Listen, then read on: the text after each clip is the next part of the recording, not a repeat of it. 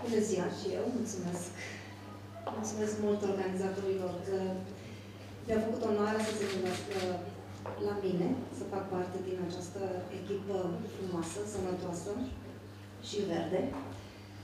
Și spun ce a spus și domnul profesor Argulescu, nu verde neapărat de culoare politică, ci verde ca prospețime și ca ceea ce dorește să facă, să păstreze sănătatea în această țară, care este foarte frumoasă.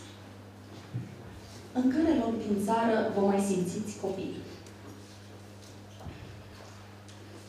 Amintirile mele de copil vin din zona Târgu Jiu, de unde mi-era bunica, Dumnezeu să o odihnească, care nouă mi-a fost foarte dragă, ca la toți unde sunt bunicii.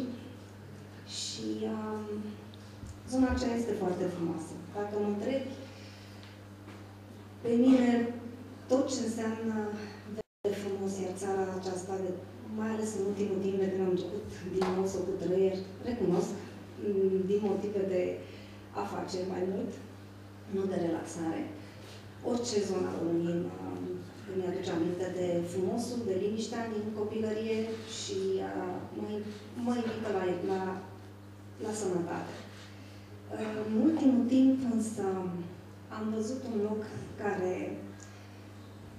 chiar mi-a plăcut foarte mult, chiar m-a făcut să-mi simt pentru măcar o oră sufletul din nou de copil și sufletul din nou liniștit.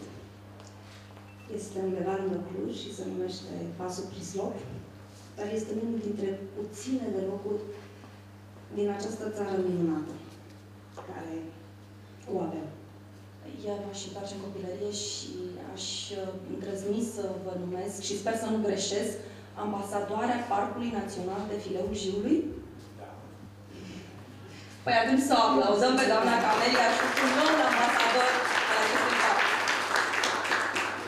Vă mulțumesc mult și abia aștept să mă puneți la treabă.